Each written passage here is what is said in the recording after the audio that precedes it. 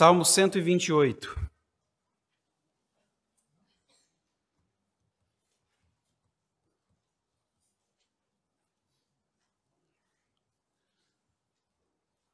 Salmo 128, acompanhe com os olhos e o coração a leitura que eu farei. A palavra de Deus diz assim: Cântico de romagem.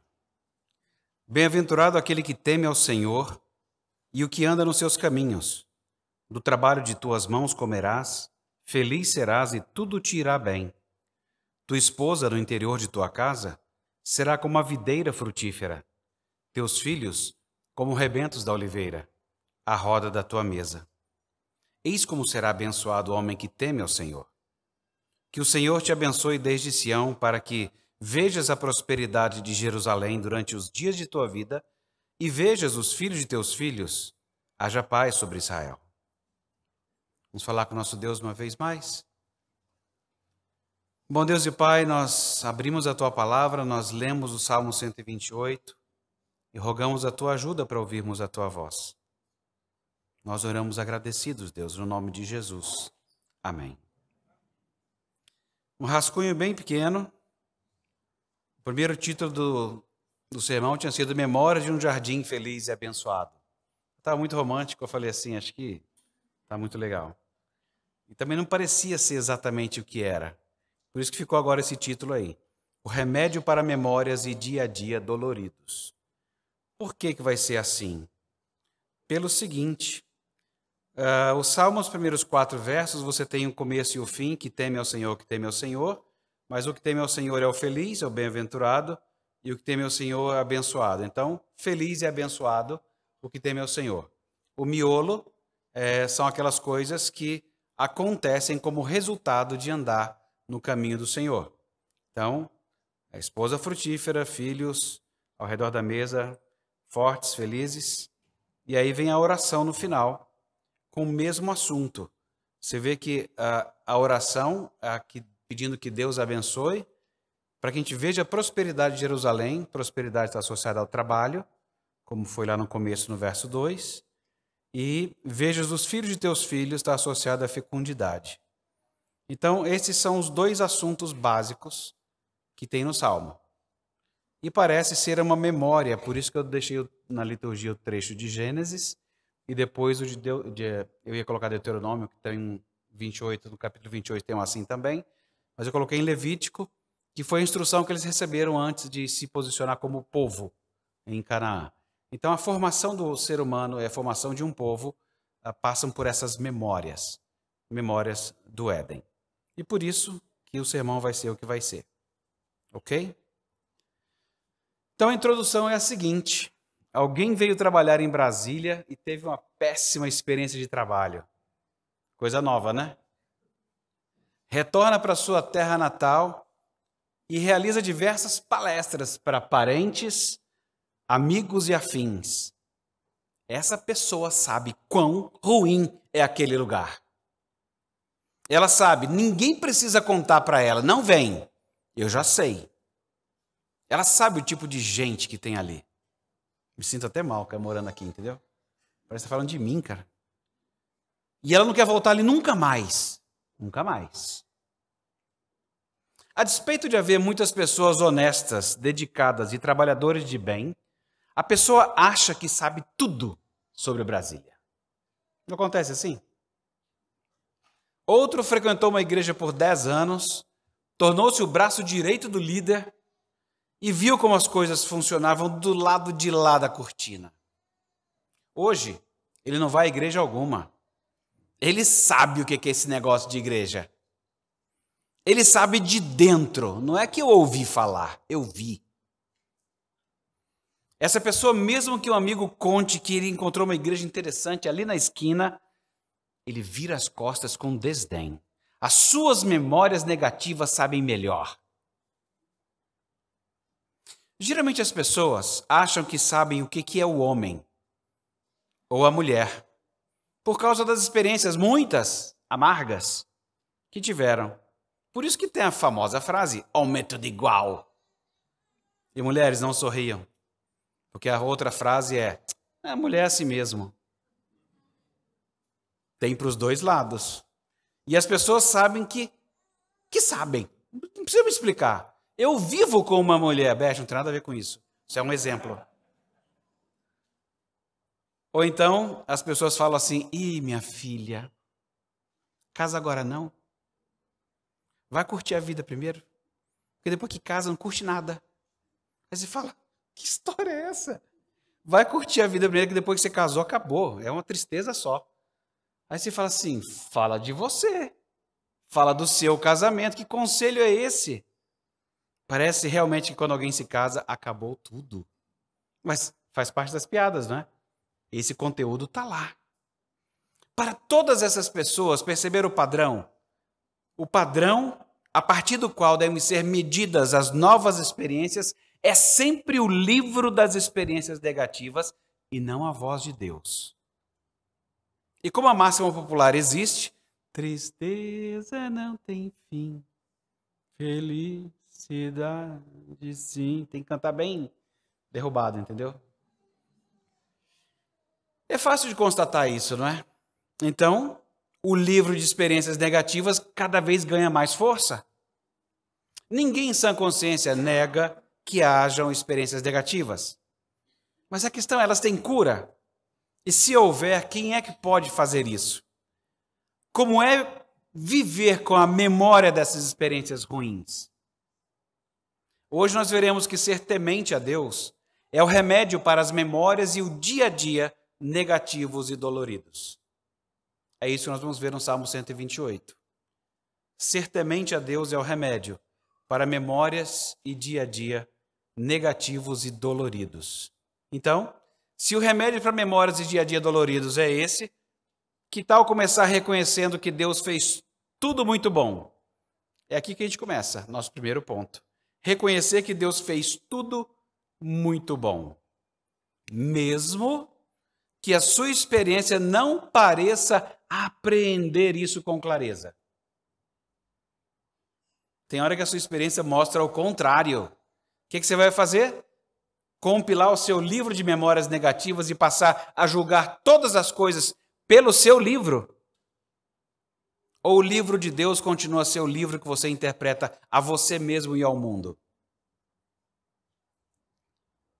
No mundo muito bom de Deus, havia abundância por meio do trabalho e fecundidade por meio do casamento. Havia uma harmonia interna e externa. Ouvir a voz de Deus continua a ser a providência mais segura para a vida de alguém. Então você pode ter feito seguro de tudo na sua vida. Mas se você não cuidou disso aqui, não deixem de ouvir e seguir o que Deus diz. Essa é a providência mais segura para você. O resto, o banco paga. Mas esse aqui, tem outra cobertura não. Existe uma tendência de deixarmos esses salmos como o 128 de lado.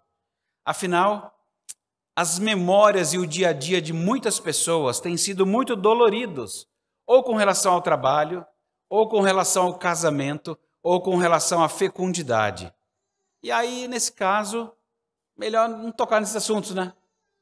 Melhor a gente evitar. Aí, nesse sentido, melhor evitar falar que a mulher será frutífera como a videira com relação a filhos. Vamos tirar isso aí? Machuca muita gente. Vamos interpretar outras possibilidades de ser frutífera. A gente coloca aí, ela pode ser frutífera com relação ao trabalho, ela pode ser frutífera no seu trabalho em casa, no seu casamento, e até com serviço para outras pessoas. Vamos colocar assim? Vamos trocar isso? Aliás, ainda hoje, gente, tem tribos indígenas, tem países africanos, países muçulmanos, nos quais um marido ouviria o seguinte: deixa essa mulher aí, meu, larga dela, ela não te dá filho. Nós estamos no século 21 e essa frase ainda é ouvida. Então, acho que eu estou nessa linha agora, hein? Vamos evitar isso, né? Vamos falar disso não. Também melhor evitar falar que os filhos serão fortes como os brotos da oliveira. Vai ter um monte de filho fraco aí, né? Filho de shopping center e tal. Vamos interpretar outras possibilidades da metáfora da oliveira? Os filhos podem ser, talvez, como, já que oliveira dá óleo, azeite, Eles podem ser como um óleo abençoador para os outros. Fica até bonito. Eles podem ser aprendizes ávidos, sabe, as folhinhas verdes. Porque senão as crianças fracas ficam chateadas, entendeu? Até hoje o menino perde uma queda de braço para a irmã. Então, não sei. Bom, nessa linha, seguindo esse tópico também, melhor evitar afirmar que a pessoa vai comer do trabalho das suas mãos. Como todo mundo sabe, está difícil, né? Está difícil. É melhor evitar esse termo também feliz, junto com tudo irá bem. Forte, né? Tudo irá bem. Porque a experiência prática, por muitas vezes, é o oposto. Tem muita coisa não indo bem. A gente vai também deixar de fora o feliz, o que teme a Deus. O que anda nos seus caminhos, porque, gente, cá entre nós, quem é que anda no caminho de Deus? Então vamos deixar isso de fora também? Vamos facilitar? Para não tocar nesses assuntos difíceis? Porque ninguém anda nos caminhos do Senhor mesmo. Então, combinado? O sermão vai ficar até mais fácil. A gente eliminou 4 versos. A gente deixa de fora 4 versos, a gente só ora os versos 5 e 6 e vai para casa feliz. Vamos fazer isso, não? Não, né? Acho que não. Facilitaria a pregação, mas vamos lá. Tem que tratar desses 4 versos, não é? Não dá para jogar fora. Mas dá para jogar fora, percebe? Se você começa a ficar muito cheio de dedos, você começa a tirar muitas coisas da Escritura. Se nós seguirmos esses passos, nós faríamos como qualquer um faz quando algo desagrada. Porque quando algo desagrada, a pessoa chega até a mudar a realidade para que as coisas se encaixem. E aí começo, eu não quero falar sobre isso. Ou então, Marcel, não quero conversar disso, que isso me machuca. Falei, mimimi. Ou então eu chego mais atualizado, né? Um software mais atualizado, falo assim, a partir de hoje, eu não sou mais definido por reticências, mas sou definido pelo que me deixa confortável. Escolha. Esse caminho muita gente tem trilhado, mas esse caminho que essas pessoas têm trilhado não lhes tem trazido a paz. Sabe aquela harmonia interna e externa? Não tem. Eu confesso que escrever essas linhas já foi muito dolorido, mas quando nós consideramos o remédio que Deus deixou nesse Salmo 128 hoje, traz grande conforto. O remédio inclui reconhecer, repassar que Deus fez tudo muito bom. Inclui a memória dolorida do porquê esse assunto do comer das próprias mãos e o casamento e a fecundidade precisam voltar à mesa. Eu ouvi um pregador dizer que este salmo revertia a maldição do Éden. Na verdade, este salmo confirma a palavra de Deus ao homem e à mulher no Éden, depois de terem pecado.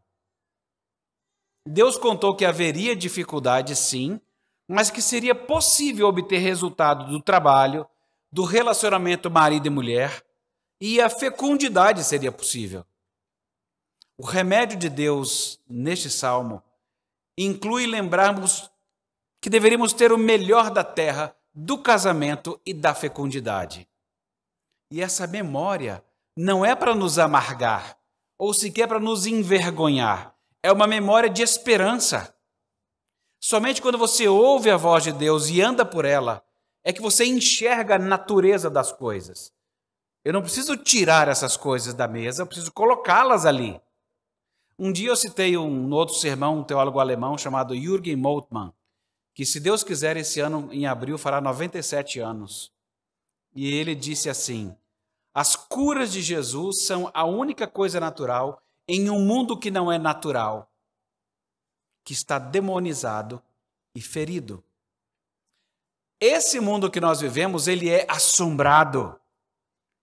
Uma cidade bem arrumada, esteticamente agradável, mas sem ter Deus como a fonte de todo bem, não é nem feliz, nem abençoada. É engraçado isso porque as produções culturais, elas costumam apresentar filmes ou livros de cidades amaldiçoadas. E dependendo da hora, né, se for de noite, você nem lê ou assiste, porque talvez você não durma direito. cidade amaldiçoada, sempre tem alguma coisinha.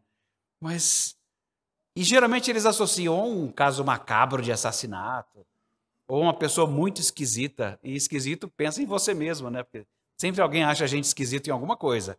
Então imagina você morando num sítio bem isolado, não fala com ninguém, e todo mundo acha aquela casa macabra, esquisita demais. Pois é, pode ser isso. Bom, as produções culturais vão por aí. Ou então fenômenos que sugerem associação a uma pessoa que morreu, ou a um espírito vagando. E aí você sabe que é uma história assombrada. Pelo que a gente aprende no Salmo 128, uma cidade infeliz e amaldiçoada pode ser qualquer cidade que não se alegra em ter Deus como a fonte do bem. Eu estou só colocando o oposto do que o Salmo disse. Feliz e abençoado, então infeliz e amaldiçoado é todo aquele que não se alegra em Deus ser a fonte do bem. Isso significa que nas suas próprias próximas férias, vocês precisam saber bem o que estão fazendo. Você vai sentar com sua família e falar: família, nas nossas próximas férias, nós vamos viajar para a cidade amaldiçoada tal. E vai lá conhecer o que tem de amaldiçoado lá. Ou então, nas próximas férias, nós vamos voltar à nossa amaldiçoada terra natal. E volta para casa, ver os parentes e tal. Nem todos são amaldiçoados num lugar desse. Mas, em termos de cidade, eu não tenho dúvida. O Salmo não economiza. Eu não tenho dúvida. Percebem melhor o poder do remédio de Deus? O remédio de Deus é reconhecer que Deus fez tudo muito bom. Isso significa reconhecer que o mundo está quebrado, que ele não funciona como deveria, que não era para ser assim. E em meio a tudo isso, não funciona como deveria. Lembrar das palavras organizadoras e amáveis no Gênesis e poder desfrutar, ainda que em pequena medida, nessa terra, de coisas boas que o trabalho propicia. Do aprofundamento de conhecer mais a Cristo que o casamento propicia. Vocês viram o que eu disse?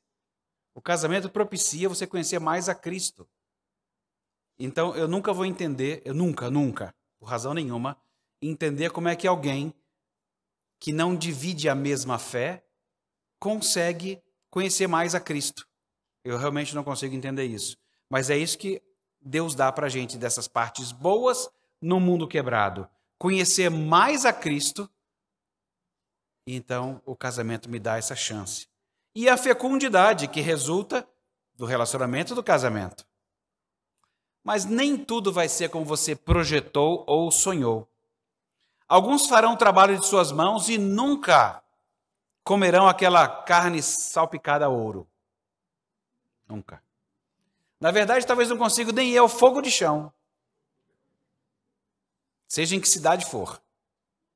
É caro em qualquer lugar. Outros nunca se casarão. Outros se casarão e não terão filhos. E haverá quem desejará mais de um filho e não conseguirá. O fato é que a nossa existência, ela é pelo tempo que Deus dá. Nós somos casados pelo tempo que Deus dá. Nós somos pais pelo tempo que Deus concede. O temor do Senhor é o nosso guia. Andemos no caminho que Ele propõe. O trabalho dará o seu fruto, nós seremos felizes. O casamento será bendito e a fecundidade brotará.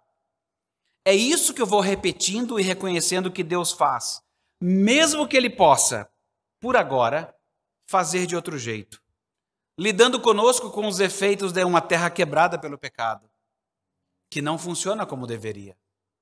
E eu não vou ver algumas dessas coisas aqui. Eu não sei como é que eu me sairia no teste lá com Abraão. Oferece o teu filho.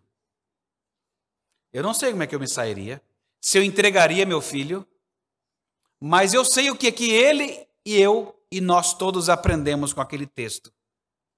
O temor do Senhor significa que nós amamos mais a Deus do que tudo mais que existe.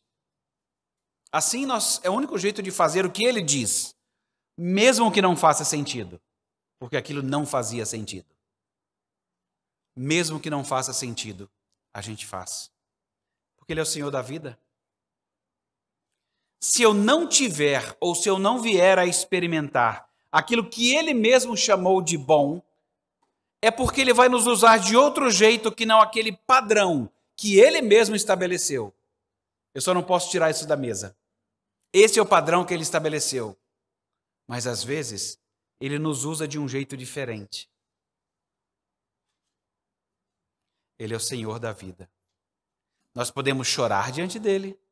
Nós podemos expressar insatisfação com a direção que Ele deu e falar com Ele. Mas Ele vai aquecer o meu coração com a verdade de que Ele é o Senhor da vida e que ela não será sempre assim. E isso nos leva ao ponto 2, que além de reconhecer que Deus fez tudo muito bom, eu devo orar para que tudo volte a ser muito bom. A nossa tarefa é nos juntarmos ao salmista, embora nós tenhamos algumas vantagens sobre o salmista. Ter vantagem sobre o salmista é simplesmente porque a gente vive do outro lado da história, depois da palavra de Deus ter cumprido ou se cumprido plenamente em Jesus Cristo. Nós somos um novo povo formado por aquela aliança superior à nova aliança. E então eu vou reescrever os versos 5 e 6 a partir da nossa nova perspectiva, a partir da cruz de Cristo. Porque não dá para ler simplesmente só com a perspectiva do Antigo Testamento. Não muda muita coisa. Mas os versos 5 e 6 ficariam assim. Que o Senhor te abençoe desde Sião.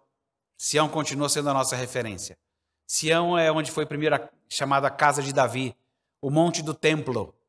É de lá. Só que você já sabe, né? A gente está do lado de cá. Você sabe quem é o templo, quem é o lugar? É Cristo. Então, que o Senhor te abençoe desde Cristo, para que vejas a prosperidade da nova Jerusalém durante os dias de tua vida. E vejas os filhos dos teus filhos, haja paz sobre o povo de Deus. Aqui agora é só para não causar confusão. O segundo Adão veio. O Filho de Deus se encarnou e se identificou conosco. Ele veio salvar o seu povo dos pecados deles. Tantos profetas fizeram referência a Sião. E eu vou usar aqui Isaías 66, versos 7 a 9, quando ele ensinou assim. Antes que estivesse de parto, deu à luz. Antes que lhe viessem as dores, nasceu-lhe um menino. Quem jamais ouviu tal coisa? Quem viu coisa semelhante? Pode acaso nascer uma terra num só dia? Ou nasce uma nação de uma só vez? Pois Sião, antes que lhe viessem as dores, deu à luz seus filhos. Acaso farei eu abrir a madre e não farei nascer? Diz o Senhor. Acaso eu que faço nascer fecharei a madre? Diz o teu Deus. O menino Jesus nasceu. Uma terra e uma nação em um só dia. Nós trazemos assuntos difíceis à tona, não para ficar lamentando por eles, mas como um exercício. O remédio de Deus começa por reconhecer que Ele fez tudo muito bom, que nós deixamos de ouvir a sua voz e afetamos todo o cosmos com a desobediência. Tudo foi afetado. Sabe aquela galáxia que você nunca ouviu falar? Ela foi afetada. Aí você fala assim, mas é a batida da asa da borboleta? Mais ou menos por aí. Tudo, absolutamente tudo foi afetado. E Deus nos faz isso para quê? Quando Ele nos faz ler esse salmo, Ele faz lembrar disso, mas Ele nos faz lembrar disso para trazer consolo e esperança. Ele não está aqui agora, engole, vou tacar na sua cara o que você fez. Olha, o mundo está assim, essa coisa toda. Vocês que fizeram. Não, Ele não faz isso. Ele quer que eu não esqueça, que eu mantenha os assuntos difíceis sobre a mesa, mas Ele faz isso para nos consolar e trazer esperança. O noivo veio, Jesus Cristo, e Ele chamou a sua noiva, a igreja. A noiva era uma vergonha só, mas o noivo a vestiu e a perdoou. O noivo deu a sua vida em favor da sua noiva. Um casamento que dificilmente nós chamaríamos de lindo. Teve nem docinho no final. Foi só amargo. O doce vai vir só depois. Nós não chamaríamos de lindo esse casamento. Mas é um casamento que tem mostrado muitos frutos. Essa é uma família muito fecunda, que tem crescido demais. Os muitos casamentos e fecundidade do Antigo Testamento apontavam para Cristo e o seu casamento com a igreja. O Senhor Deus já nos tem abençoado desde Sião. Sião era a cidade de Davi, o monte do templo. E Jesus é o lugar, ele é o templo. Nós temos sido abençoados desde Sião, porque nós temos sido abençoados por Cristo. Nós já temos visto a prosperidade da Nova Jerusalém, nesta terra, vendo muitos filhos de Deus nascerem aqui e acolá. Deus tem dado paz ao seu povo. Até que ele volte, o Espírito Santo, que ele e o Pai enviaram e que habita conosco, nos tem dado a paz. E como Jesus explicou, a sua paz não é como a gente está acostumado a ver por aí quando o pessoal comenta. Então, não deixe o seu coração ficar angustiado e sem coragem. Quando eu leio isso lá no Evangelho de João, eu fico assim, peraí, ele fala que vai dar a paz e não é o coração ficar angustiado e sem coragem, é que o bicho é feio, né? É uma paz meio diferente. Por que Jesus falou assim da sua paz? Gente, todo mundo fala de paz. Todo mundo, ao menos teoricamente, conhece um certo tipo de paz e busca alcançá-la. Pelo menos aquilo que a pessoa acha que essa paz seja. Em geral, para muitas pessoas, essa paz é só uma situação de sossego, de não perturbação. Mães com criança pequena. Eu não tenho paz. Não é? Clássica. Isso aí está em todos os manuais do mundo inteiro. Eu só quero um pouco de paz. É só um sossego. Às vezes só o marido fora já ajuda. Não é? É como a gente geralmente concebe paz. Agora, tem mais sobre isso. As pessoas às vezes acham também, juntam a isso uma vida sem ameaça, sem medo. Claro que essas coisas são boas de serem desejadas. Mas percebam que o ensino do salmista é que um mundo em paz, pessoas felizes e abençoadas, são aquelas que temem a Deus e andam naquilo que ele disse. O mundo faz tempo que não quer saber de Deus e do que ele disse. Não tem, ainda assim, mesmo buscando com as próprias mãos, encontrado a paz e não cessa de enfrentar conflito e intranquilidade. Embora o mundo deseje paz, ele não é capaz nem de encontrá-la, nem de concedê-la. O que Jesus disse que está registrado no Evangelho de João, e que nosso salmo pede para que oremos, é o seguinte: Jesus se refere a uma paz de espécie completamente diferente. Ele sabia que ele próprio e seus discípulos estavam para experimentar tudo menos um tempo pacífico, conforme as pessoas imaginam comumente. A paz de Deus é como a história da paixão mostrou. Uma paz completa em meio às piores aflições de todos os lados, na mais extrema escuridão e nos piores suplícios. Durante todos os eventos amargos, desde a detenção de Jesus até o último clamor na cruz, não sai dos lábios de Jesus nenhuma palavra sem paz, amarga ou desesperada. Nem Caifás ou Pilatos, eles são alvos de ameaça ou revolta por parte de Jesus. O exército romano escarnecedor, que estava sob a cruz, ouviu apenas preces de perdão em relação a eles. Pai, perdoa porque eles não sabem o que fazem. É por isso que Jesus falou sobre a sua paz. O pecado, a maior crise que adentrou o mundo, que quebrou relacionamentos, tornou o trabalho penoso e desequilibrou a fecundidade. Ele foi resolvido com a entrega de Jesus em nosso lugar, para morrer pela nossa culpa. Ele fez isso para que nós pudéssemos aguardar com esperança a nova Jerusalém, para celebrar aquela grande festa de casamento com Jesus. E que nós já testemunhamos em meio às dores do dia a dia, a fecundidade e prosperidade da nova cidade. Os nossos olhos têm visto. Quantos pais, quantas mães, quantos irmãos e filhos nós vemos chegar na semear todos os anos. Eu nunca vou esquecer da sensação do Natal. Eu não ligo para Natal. Mas eu não sou adventista. Sou presbiteriano. Mas eu não ligo para Natal. Para mim, Natal é a festa da família.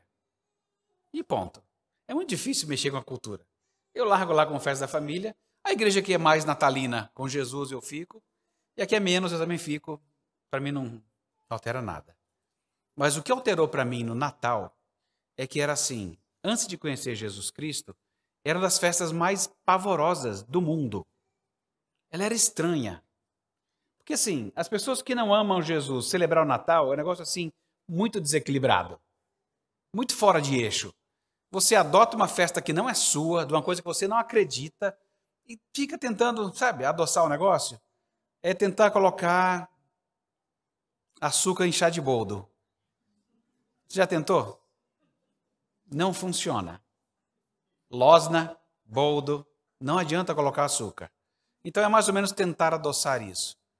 Mas na época da conversão, foi aquele negócio assim, a sensação de família.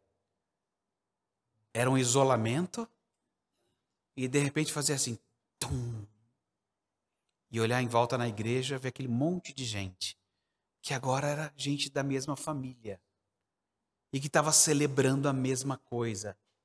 Aquilo foi mágico. Foi mágico. Quantos pais, mães, irmãos e irmãs, quanta fecundidade. É por isso que o autor dos Hebreus escreveu: tende chegados ao Monte Sião, a cidade do Deus vivo, a Jerusalém celestial, a incontável hostes de anjos, a universal assembleia, a igreja dos primogênitos arrolada nos céus. E a Deus, o juiz de todos, e ao Espírito dos justos aperfeiçoados, e a Jesus, o mediador da nova aliança, e o sangue da aspersão que fala coisas superiores ao sangue de Abel. Então, cuidado, não recuseis aquele que fala. Eu não sei o tamanho das suas dores, mas eu sei que Jesus sofreu a maior dor para que você pudesse viver e esperar junto com o restante do seu povo à sua volta. E eu espero que esse salmo volte a fazer parte da sua rotina de leitura.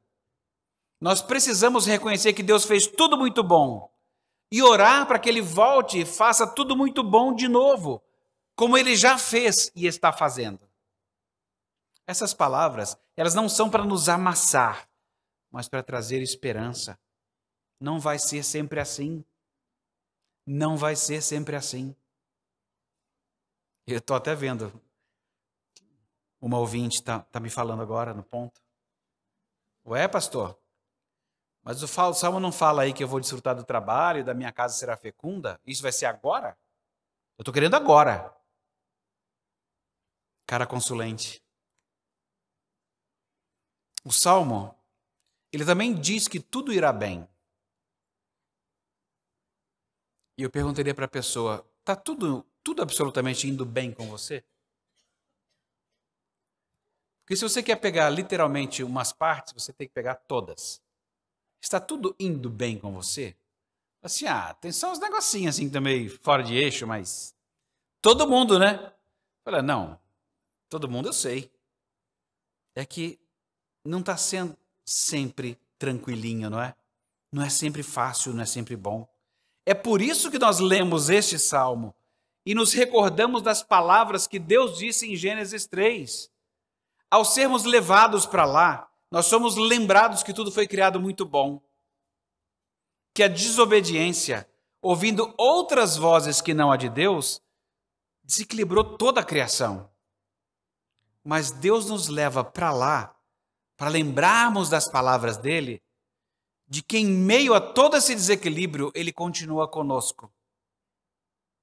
Se ele quiser usar a vida de vocês de um modo diferente, do padrão que ele estabeleceu, louvado seja o nome do Senhor. Paz sobre o seu povo. Essa é a nossa oração. Aí você fala assim, está dizendo então que esse salmo é um ideal? Eu disse, não, eu não posso chamar de ideal, mas ainda que fosse só um ideal para eu perseguir, é o que eu devo perseguir. Então eu tenho que trabalhar pensando em ter o resultado do meu trabalho, em ter uma família fecunda, e é isso, né? São as duas coisas lá de Gênesis. É isso aí. E eu vou continuar orando acerca disso? Vai. E você vai lidando com aquilo que Deus responde para você. Lidar com a resposta de Deus é importante. Porque essa terra ainda não está funcionando como devia. Então, isto aqui só se aplica perfeitamente quando eu vejo o casamento de Cristo com a igreja. E só se aplicará perfeitamente quando houver novos céus e nova terra. Enquanto isso, a gente vai lidar com as dificuldades de às vezes não haver trabalho, ou o resultado adequado do trabalho, ou não haver filhos, ou não haver casamento. Essas coisas podem acontecer. O que eu faço enquanto isso? Eu sigo o remédio. Eu volto para a Escritura, eu lembro aquilo que Deus fez e falo assim, oh Deus, obrigado por lembrar que a terra foi criada muito boa. Não era para ser assim, mas ela está quebrada e ainda está. O Senhor já consertou lá na cruz, mas ainda não alcançou todos os rincões aqui com a sua segunda vinda e a restauração de todas as coisas definitiva. E enquanto isso, a gente padece alguns pedaços aqui e acolá. Mas o remédio continua a ser esse. Eu não fujo da mesa, eu não fujo dos assuntos da mesa. Eu rememoro, tudo foi criado muito bom. E eu oro para que esse tudo muito bom venha logo. Vamos falar com o nosso Deus? Bom Deus e Pai, todos padecemos alguma coisa. Todos temos dificuldade com a linha que o Senhor segue para a nossa vida. Às vezes a gente fica muito feliz, as coisas parecem dar super certo. E às vezes a gente não entende muito bem que caminho é esse. Ajuda-nos, Senhor, a não esquecer em que mundo nós estamos. Nós não estamos nem na Nova Jerusalém, nem no Éden. Nem quando o mundo foi criado todo muito bom. Quando o primeiro casal ouvia a tua voz. Nós ainda não estamos no novo céu e nova terra. Nós estamos nesse meio, caminhando para a Nova Jerusalém. Ajuda-nos nessa caminhada, Senhor, a não deixar de rememorar o que o Senhor fez de muito bom, onde estamos, bem quebrados, mas que o Senhor não nos abandona em meio a essas coisas. O Senhor está conosco aqui. Bendito seja o teu santo nome. As nossas dores o Senhor conhece, Senhor. Cada um de nós de um modo específico, com relação ao assunto específico desses que o Senhor trouxe para nós. E nós as entregamos ao Senhor. As levamos novamente ao trono da graça. Rogando que o Senhor cure o nosso coração, restaure a nossa alma e nos faça andar com cabeça erguida, bendizendo o teu nome, seja lá qual for o resultado agora.